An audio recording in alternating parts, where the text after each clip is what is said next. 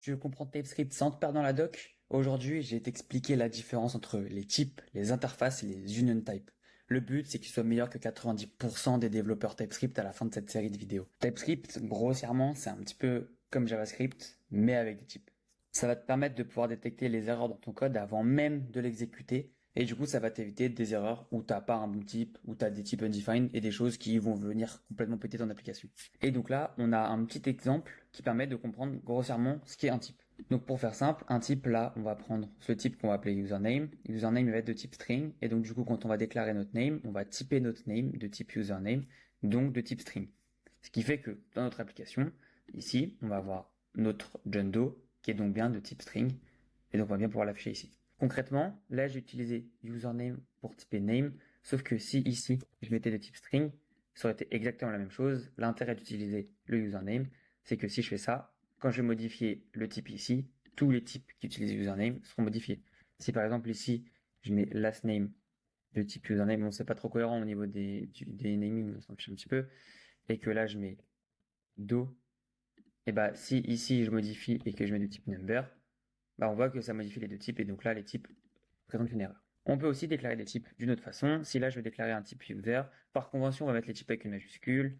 Ici ça va être, il va avoir un ID de type number, il va avoir un name de type, là on peut réserver le type username par exemple, de type username, et après on va pouvoir mettre par exemple isadmin, on va mettre en boolean, sauf que isadmin on va mettre en point d'interrogation parce que ça va être un type optionnel. C'est-à-dire que si jamais il n'y a pas de type ou qu'il n'est pas renseigné, c'est pas un souci, il n'y aura pas d'erreur.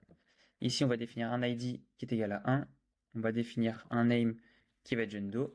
Et donc là, si je ne le définis pas, le isadmin, on voit que j'ai pas d'erreur. Et du coup, si là, je veux me servir de mon username, je vais pouvoir mettre hello user.name et j'ai bien mon John Doe. Et si là, je modifie et que je mets que John, on voit que John.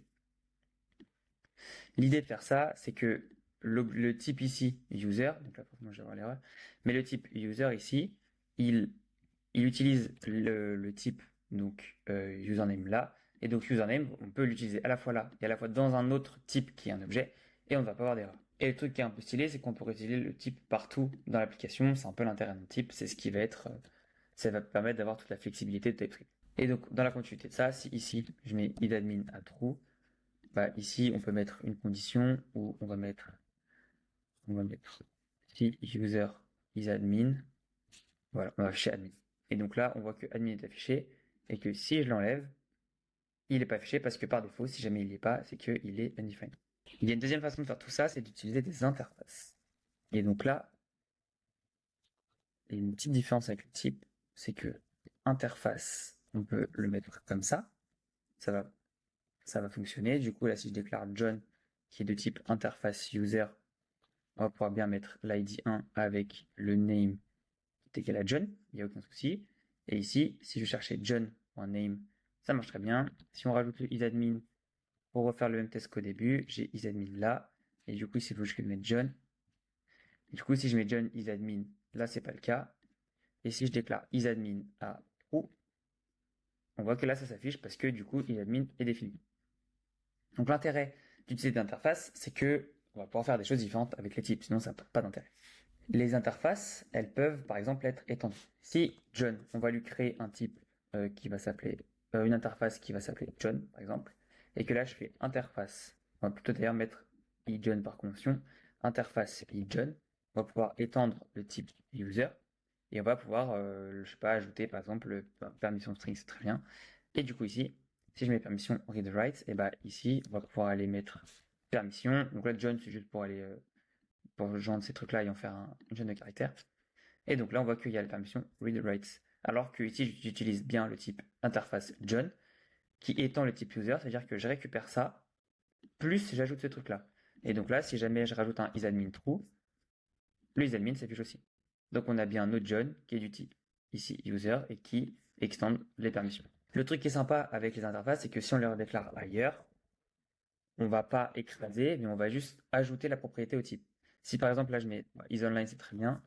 Si je mets isOnline, et bah ici l'interface John qui étend user qui est défini là, et bah même si je redéfinis user ici, j'ai ajouté le isOnline parce que là j'ai une erreur parce que isOnline est un champ obligatoire et donc il faut que je fasse un isOnline true.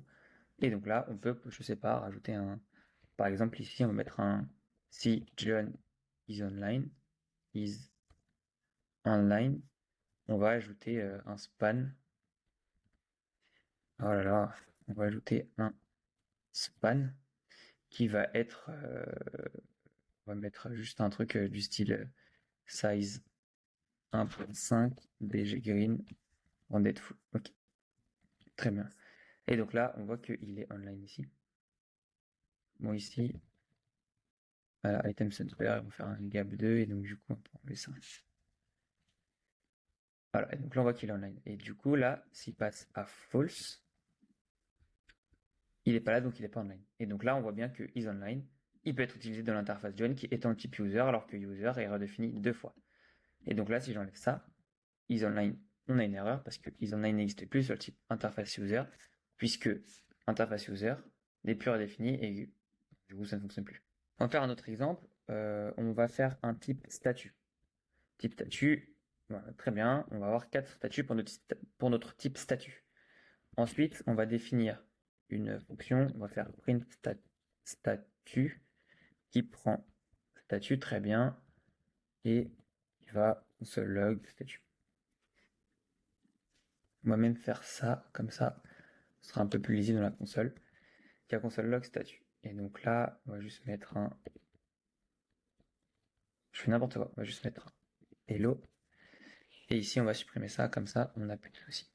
Donc ici, voilà, j'ai juste ajouté un truc, un bouton qui va me permettre de pouvoir changer le statut. Et donc là, par exemple, on va mettre loading et en dessous, on va mettre le même, sauf que ici, on va mettre fail, par exemple. Et bah, on voit que là, j'ai une erreur parce que fail n'est pas défini dans ce type-là. Que du coup, ici, je veux passer quelque chose qui est de type statut, donc je peux passer soit idle, loading, success ou error. Et donc, quand je passe fail, fail n'étant pas défini, j'ai donc une erreur là qui me dit l'argument fail n'est pas attribuable au type statut, puisque statut ne met pas fail. Par contre, si là je mets fail, je vais avoir l'erreur parce que fail est bien du type statut, et donc vu que là je cherche un type statut, on est OK. Le dernier point important à savoir pour les types, ça va être le union type. Le union type, grossièrement, ça va être un type qui, enfin ça va être un type qui va pouvoir être de plusieurs types. Par exemple, si jamais on veut faire un ID, l'ID ça va être un peu le truc parfait. Si on met genre user ID, et ben user ID dans les bases de données, il y en a qui vont le définir en tant que nom, il y en a des qui vont le définir en tant que string. Et donc après, si je fais mon type user qui prend voilà, ID, on va pas, on ne va pas se complexifier la vie. On va juste faire ça. Et donc, du coup, mon const user ici, on va lui mettre ID John. Et donc là, ici, je peux faire username. Et en dessous, on va juste mettre un span avec un ID, user ID.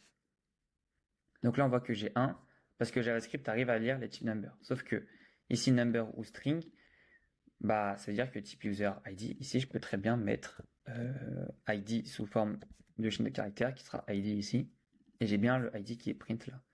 Et donc, on voit que number ou string, ça marche. Si jamais là, j'enlève le type number et que ici, je mets 2, 2, c'est un type number, du coup, ça passe plus. Et donc là, le union type, il va permettre d'avoir de la flexibilité, de dire que mon type user ID, il peut être soit un nombre, soit un string, et après, moi, je le gère comme tel, et on peut faire des tests du style, donc c'est type of user ID, hop, égale number, et là, du coup, je peux tout simplement dire, si jamais c'est un type nombre, on affiche le nombre, si jamais c'est un type, un autre type, donc ici, un type string, je vais mettre en uppercase. Donc là, j'ai bien 2. Et si ici, je fais un ID en minuscule, on voit bien que ID là sort en majuscule parce que j'ai fait ma vérification de type juste ici. Voir, c'est qu'on peut utiliser plusieurs types dans un seul type. Je vais être un peu plus clair. Si ici, je mets, on va mettre timestamp de type created at avec une date. Et ici, je vais mettre user with timestamp. Et là, je vais mettre, du coup, j'ai supprimé le type user. Ici, je vais mettre type user, on va mettre ID string, name string. Et bah donc là, ici, mon user with timestamp, ça veut dire que là, mon user, il va être de type user et de type timestamp. C'est-à-dire que là, il va falloir que je rajoute le created at. On va mettre new date. Oh, je fais n'importe quoi. On va mettre new date. C'est-à-dire que là, mon type user, qui est de type user with timestamp, il prend user, donc il prend ID string et name string, donc c'est pour ça qu'on a ID string, name string, mais il prend aussi timestamp. Donc en gros, ça va être de ces deux types-là. C'est pour ça que là, created add, j'ai dû le rajouter parce que là, il est défini là. Par contre, si ici, imaginons que je le rends optionnel, bah là, si je le commente, il n'y a plus de souci parce qu'il est de ce type-là, mais que là, c'est optionnel. Donc, en résumé, on va avoir trois concepts principaux. Le premier, ça va être les types qui vont être un peu plus flexibles.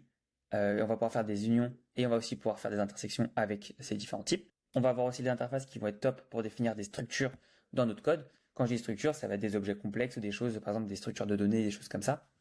Et ensuite, on va avoir les unions qui vont pouvoir définir plusieurs types avec des types qui dépendent d'autres types, comme on a vu tout à l'heure avec le type ID qui peut être de type number ou de type string.